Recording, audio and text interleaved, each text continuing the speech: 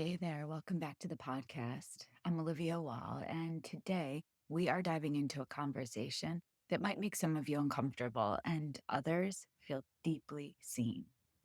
Here's the thing, we don't talk enough about the cost of being a good teacher, not the financial cost, though that's real too, but the emotional cost, the cost of caring so deeply that you can't turn it off, the cost of meeting overwhelming needs day after day, then coming home and realizing you are running on empty. My guest today, Sarah Tesar, spent 12 years as a public school kindergarten teacher, and she was good at it, really good. She knew the research, she created engaging, integrated lessons. I spent time in her classroom. She showed up for her students in all the ways they needed. And then she made a decision that surprised everyone, including herself. She walked away. But here's what makes Sarah's story so compelling. She didn't leave because she stopped believing in public education. She didn't leave because she burned out on teaching itself. She left because she finally understood something crucial, that the setting that made her an excellent teacher for other people's children was the same setting that prevented her from being fully present with her own family.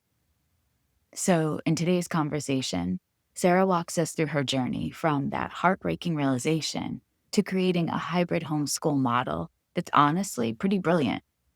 We're talking mixed age classrooms where kindergartners and fifth graders learn together, theme based curriculum built around science and social studies that naturally weaves in literacy and math, and learning experiences compressed into 3-hour sessions that are so engaging, kids are begging to be there.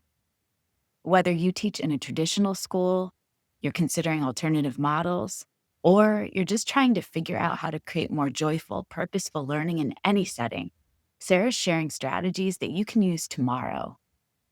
We talk about scaffolding across skill levels, about building curriculum around big ideas instead of isolated standards, about the research that guides her work, and most importantly, about what it looks like to honor both your expertise as an educator and your needs as a whole human being. So grab your coffee, settle in, and let's have an honest conversation about what it means to teach in a way that sustains us, not just survives us. Here's my conversation with Sarah Tesar. This is Solutions Teaching Strategies, the podcast that extends education beyond the classroom. A show that isn't just theory, but practical, try it tomorrow approaches for educators and caregivers to ensure every student finds their spark and receives the support they need to thrive. I am Olivia Wall, and I am so happy to welcome Sarah Tesar to the podcast today. Let me tell you a little bit about Sarah. Sarah Tesar is a former public school kindergarten teacher of 12 years. This year, she decided to take a leap out of the traditional classroom to homeschool her 2 daughters while also educating other homeschooled children through a hybrid classroom experience. This change has flipped her life as a mom and teacher upside down in the absolute best way. Sarah, it is so good to see you again. Thank you for being a guest today. Yeah. Well, we have to let guests in on the fact that I met you. I think you were actually a first or second year teacher when our paths crossed. Isn't that crazy? Long ago, right? And we've kept in touch and just connecting over all things kindergarten through the years. And I saw a post, and it was you being super brave and vulnerable to put yourself out there as a mom and a teacher to say, look, I am choosing to homeschool my girls. And I thought, holy cow, I have to catch up with Sarah. And then we've been in discussion, and I asked you to come on the podcast, not to convince every public school teacher to leave the classroom. That's not what we're doing today.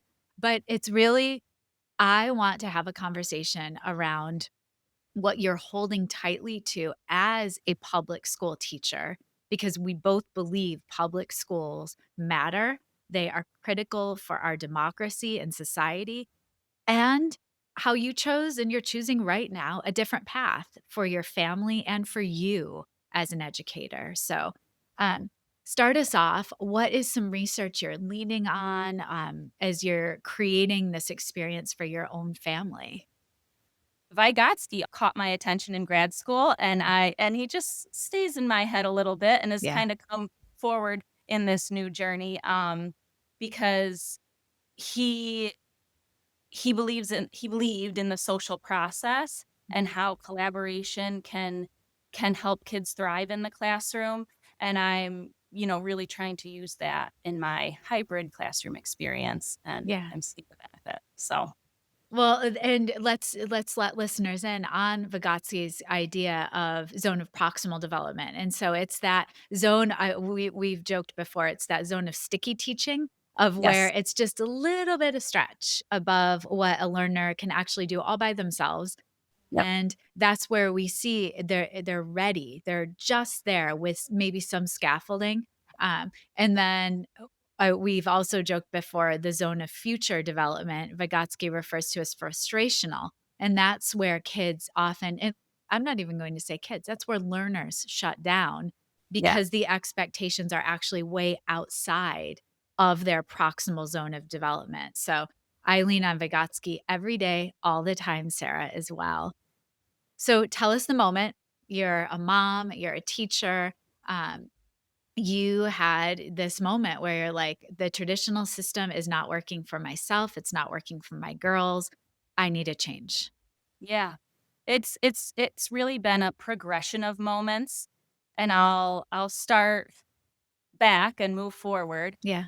So I think my wheels really started turning back when my oldest daughter, Nora, who is now in 1st grade, when she was in preschool, and we've always been a part of the Kid Ventures school or preschool, and she was preschool age. She had done their, like, threes programs, their younger programs, but it was she was preschool age. It was time for preschool. We're deciding to stay with this school, um, and their preschool program or class was full, and they had said, "Would you be interested in having her join the kindergarten class," which was less full, and I, asked questions and said, "Yes, let's try it." Yeah. So here's my little Nora as a 4-year-old in this kindergarten space, and I was blown away by the engagement, the use of art, music, movement to learn all that I was teaching in my kindergarten classroom, and in the midst of it all, only 3 hours.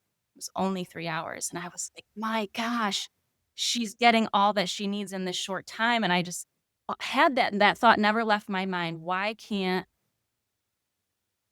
kids learn in a shorter day? Why does it have to be so long? And we all know why, because we live in a working society, but I loved that for her, and that thought stayed in my mind. And so then the following year, she went to kindergarten, and, um, I was I was a mess. Like, here I was, a kindergarten teacher. I'm like, "Why is this so hard for me? I love kindergarten. Yeah. I know she's gonna love it. She's extroverted, she's grounded, she's a solid, solid kid. Like, she's gonna have no problems. Why am I so worried about this?" I did some deep diving internally, and just tried to grow as an individual, outside of being an educator, and it was through that growth, um, that I was able to realize and see that it wasn't necessarily all those little things within the system that was bogging me down. It was my, like, social emotional cup. It was about me. It wasn't about the system, Yeah. right? My cup was so depleted after every day. How can I not let that happen? So in this more, like, healed state, I worked hard to keep my cup full. And I was in therapy. I was doing all the things I could, and it still felt empty. And I just came to the realization that I I couldn't give my ki I'm just such an empath, right? And in a kindergarten space, when you're in a They need you. setting, the needs are so high. The district I worked in, the needs were so high, and they weren't getting any less. Um, it was impossible to not give myself to them in the ways that they needed it. Social emotionally, mostly. Like, the I felt like the academic stuff I got, like, I knew what I was doing there. Um, but it was just something I could not turn off, and I remember telling myself, "It's not."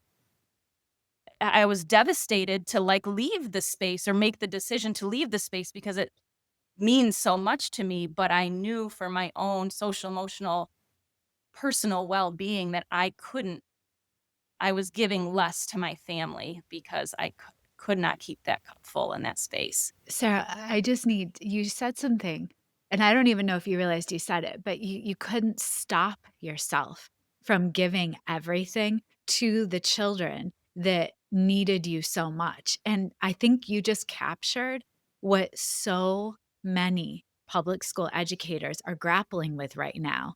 And that was just so beautifully articulated because we go home from the space with other people's children, and we want to be our best for our families. And the expectations of what it takes to show up for other people's kids in the way that they need.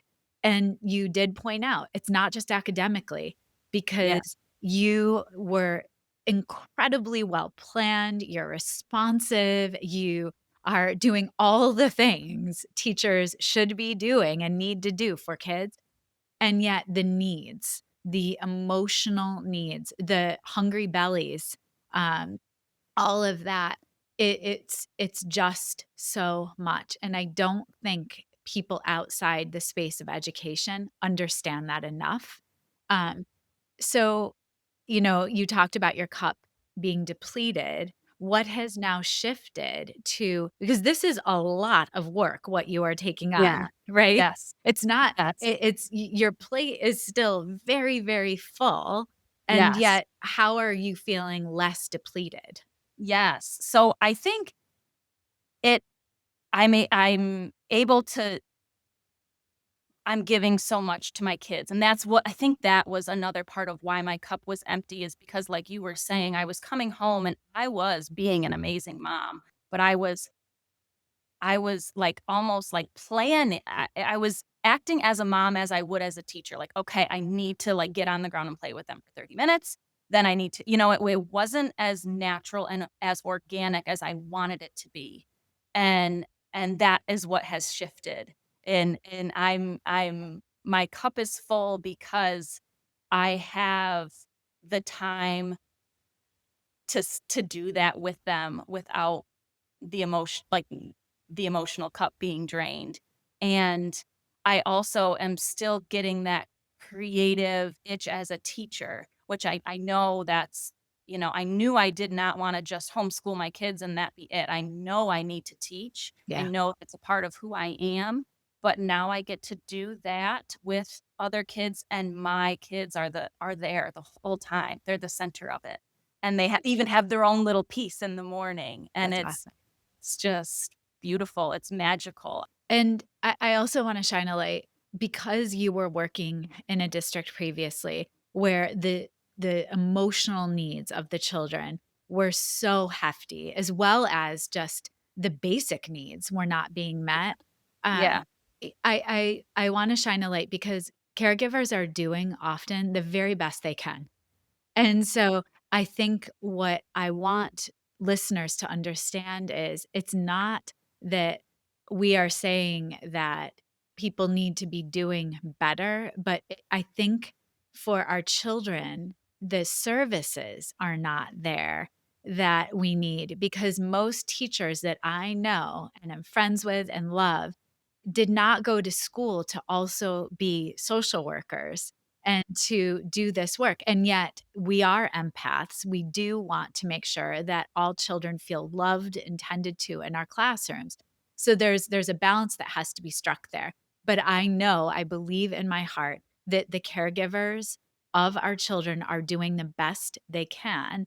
And so I'd also wonder how we could partner better with right. caregivers, Yes. in our public school systems, and so that we are meeting the needs of children individually and as a collective whole? And I don't have an answer to that, but I think about it a lot. Well, I have an idea that I proposed to my district for a few years in a row where, at the start of the school year, our district would, just start so heavily with academic intervention, right? And academic intervention is such a driving force for Yeah. everything, which is important. But when you have a district and when you have students whose social emotional needs are Vast. greater and vast, we have to treat that in a similar way. So, I would say, can we start the year, storming kindergarten with all of our social emotional resources and like, what about this? What about that? Like, can we just really make this a priority and then go to like just whatever exactly what you're doing with your academic interventionist? Can you do that with your social emotional team?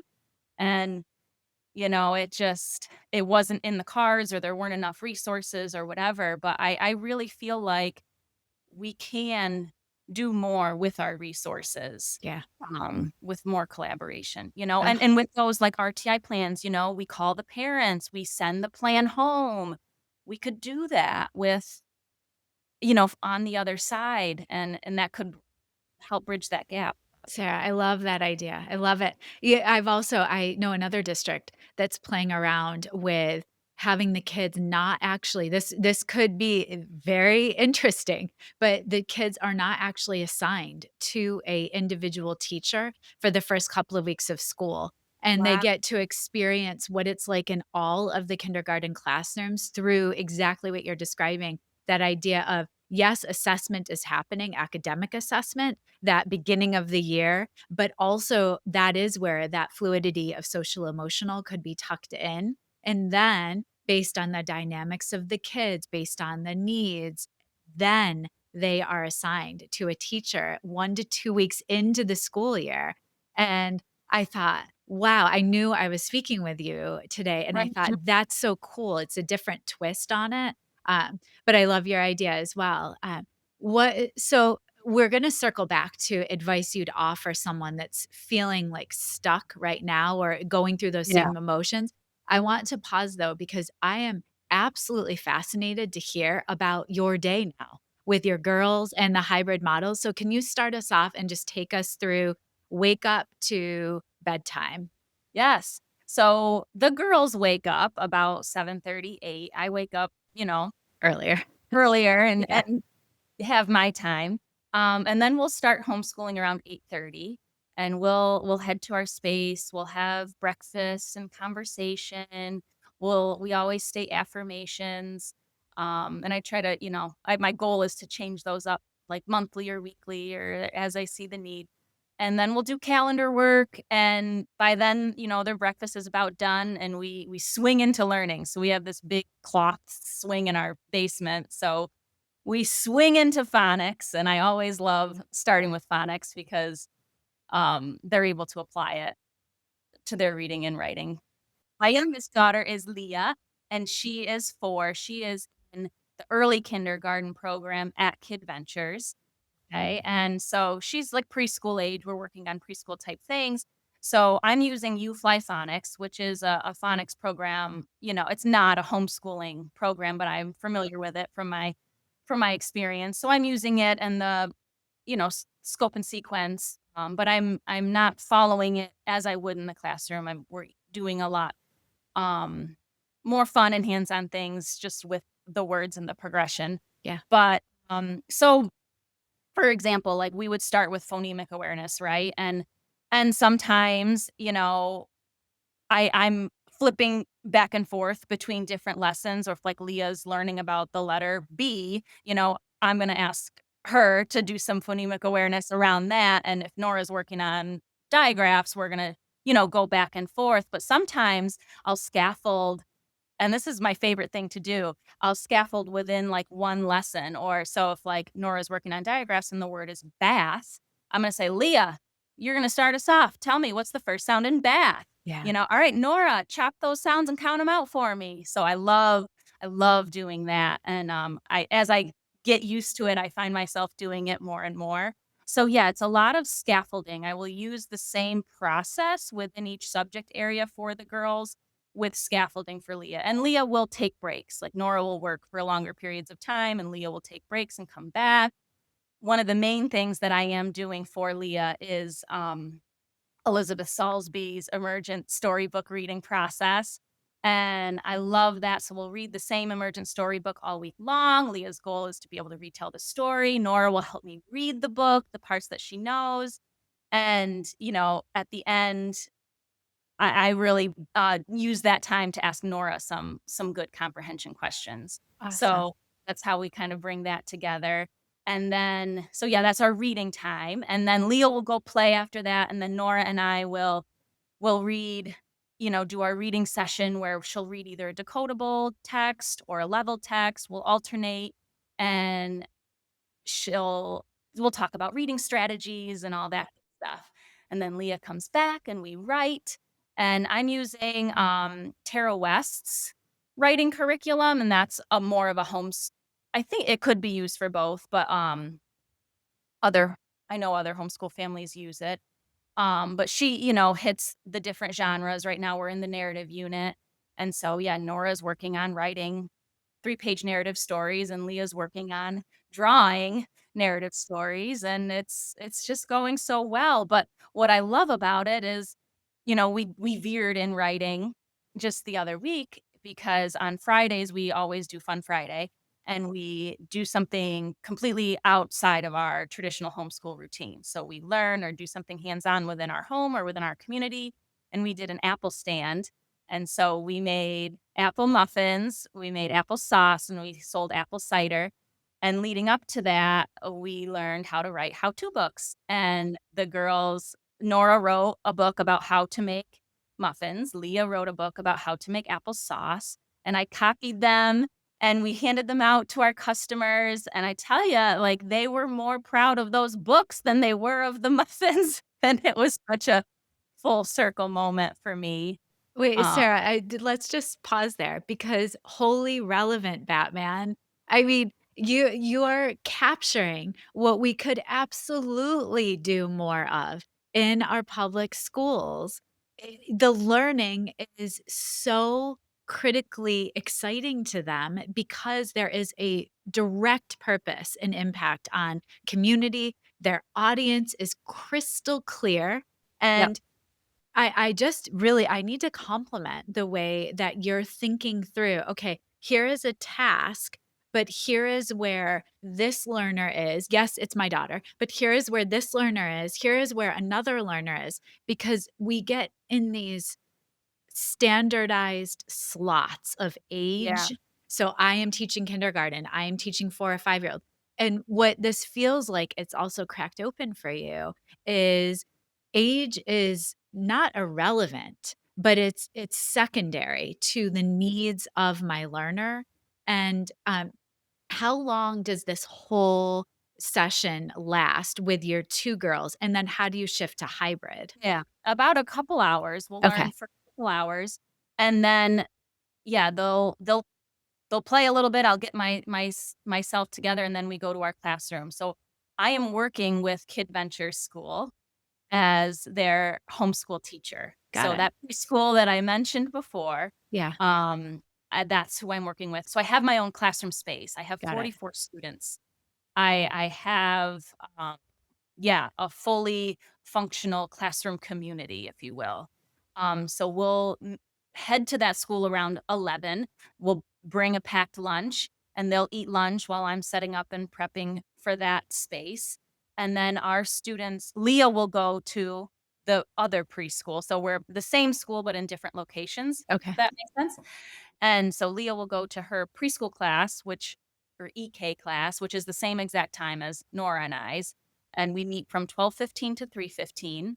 I have kindergarten through 5th graders Wow. um, coming through all at the same time. Not all students come every day. So it's kind of a modge podge as to how many days a week they do come. But my hope in that is my goal within the program is that it feels different than your traditional co-op, which just meets like 1 to 2 days a week and can be is taught by parents and is much more supplemental. Like, we are supplemental, but I want to bring my expertise to that space Yeah.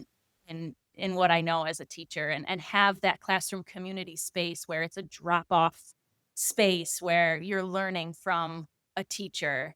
So different than a traditional co-op, and which is why I call it like a hybrid option, not a co-op. Yeah, Um, so then wait a second, because if you have K through 5th grade yeah. students in that space for a few hours, how are you crafting? Are you using standards? Are you like, how are you designing experiences for them? Yeah, so I in the summer, I looked at all the standards and I pulled, I really looked at the science and social studies standards because that's the drive of, um the driving factor of my curriculum, if you will. So I looked at those standards and I created a monthly theme or a monthly unit around a science or social studies topic. And we will unpack that unit throughout the month and use reading, writing, math, art, music to encompass that unit. Beautiful. And so, yeah, I'll do a lot of scaffolding, similar to how I shared, like what I shared with the example with Nora and Leah with the phonics.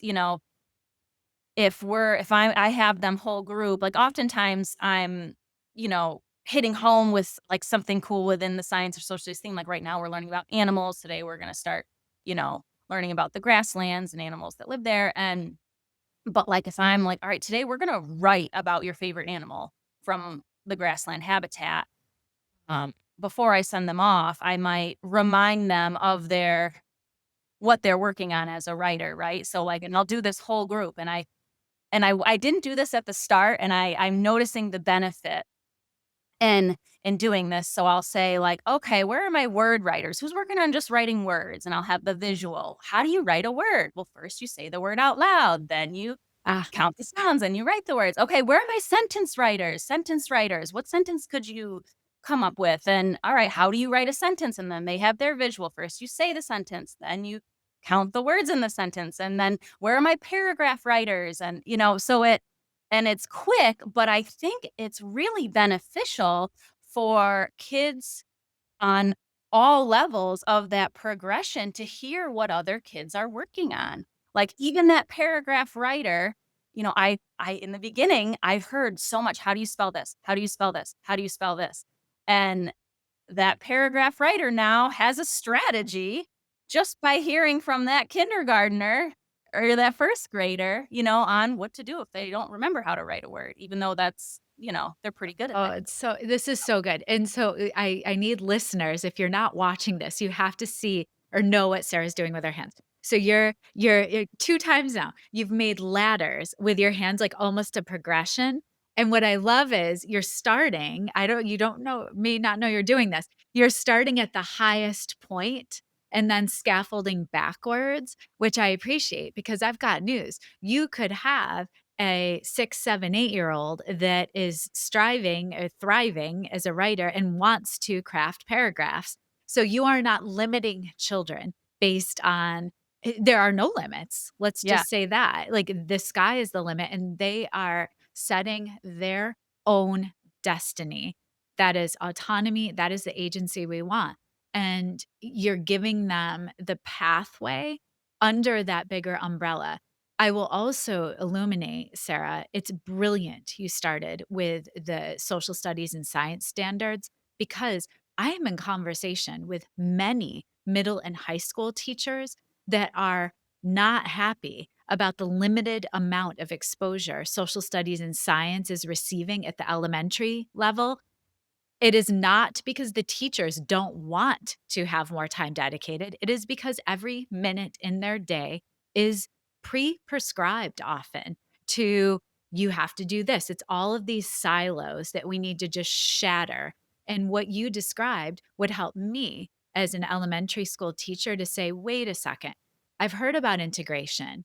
What you just described isn't just integration, it's also the idea of entry points for students and that connectivity. So thank you. That was super Yes, helpful. I would say, like, I did this work as a kindergarten teacher, and I was lucky enough to work in a district that didn't shame me for it or didn't make me change it. So yes, I used curriculum, but I used my head more and really created my own thing. And so yeah, those teachers listening who are in it, my advice is to make change right within your classroom. And I guarantee if your kids are having fun and learning along the way, your results are going to be good and they're not going to tell you to stop. Yeah. I hope not. I hope For not too. yeah, I hope not too. yeah, engagement. It goes back to student engagement. You have to make it relevant to them, make it about them, make learning fun. If they're not having fun, you're if you're not having fun, they're not having fun. If yeah, my biggest piece of advice is to just find ways to make learning fun and relevant and targeted and scaffolded and you can do that within your space.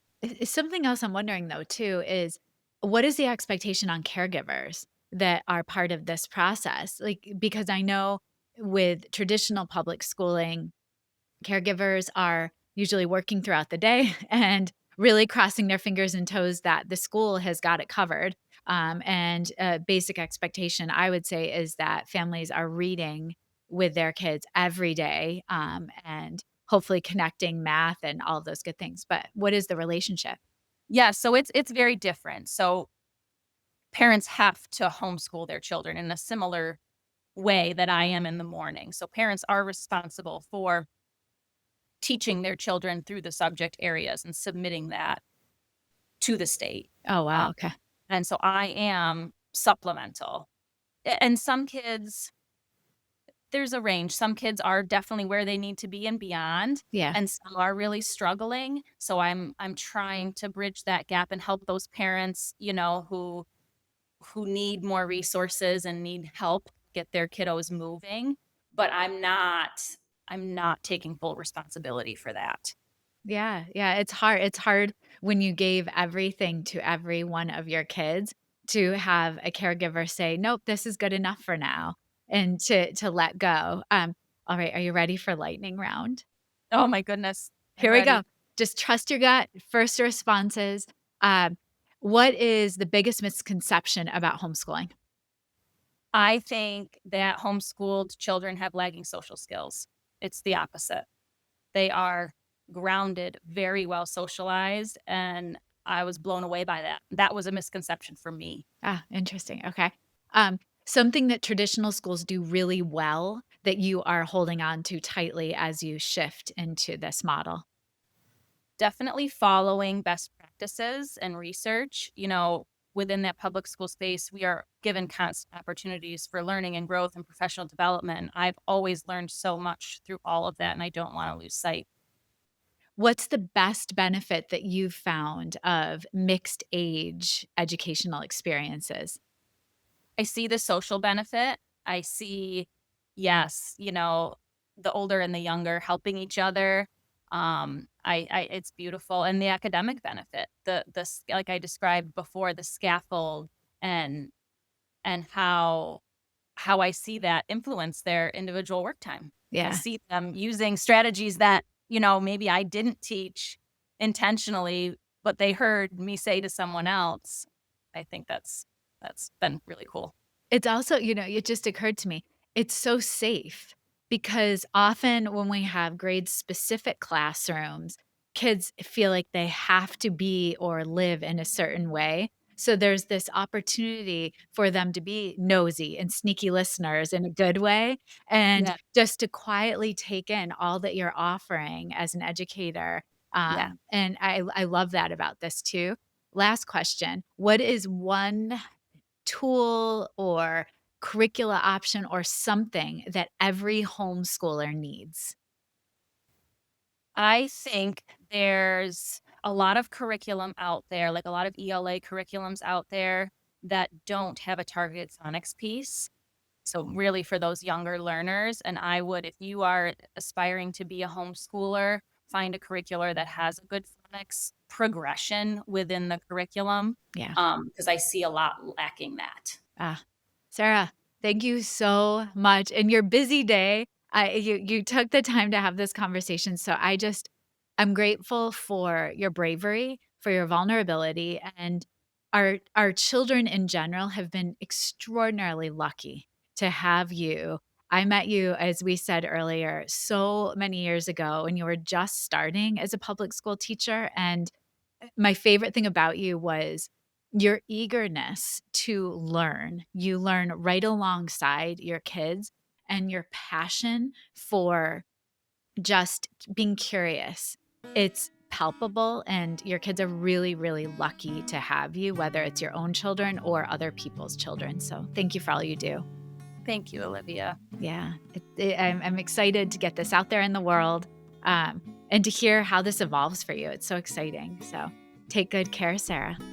Thanks, Livy. You too. Schoolutions Teaching Strategies is created, produced, and edited by me, Olivia Wall. Thank you to my older son, Benjamin, who created the music playing in the background. You can follow and listen to Schoolutions wherever you get your podcasts, or subscribe to never miss an episode and watch on YouTube. Thank you to my guest, Sarah Tesar, for sharing about her homeschooling experience. Whether you're teaching in a public school, exploring homeschooling, or somewhere in between, here's what I hope you take from the conversation. First, integrated theme-based learning isn't just for homeschoolers. You can start small, pick a science or social studies topic, and build 1 week of lessons around it. Watch what happens to engagement. Second, mixed-age learning isn't something to fear. There's incredible power in scaffolding across skills. Those word writers and paragraph writers learning side by side, that's magic you can create. And third, and maybe most importantly, taking care of yourself isn't selfish, it's strategic. The best gift you can give your students, your own children, or any children in your life is a version of yourself that still has something left to give. Share this episode with a teacher friend who needs to hear that it's okay to redesign their path. And send me an email at solutionspodcast@gmail.com. Tell me what resonated. What are you experimenting with? Maybe thematic units, trying mixed age groupings, thinking about alternative models. What are you excited to try next? Until next time, remember, John Hattie says student engagement is fundamental, but I'd add this: teacher engagement is just as fundamental. You cannot pour from an empty cup, friends. Tune in every Monday for the best research-backed coaching and teaching strategies that you can apply right away to better the lives of the children in your care. And stay tuned for my bonus episodes every Friday, where I'll reflect and share connections to what I learned from the guest that week. Take care.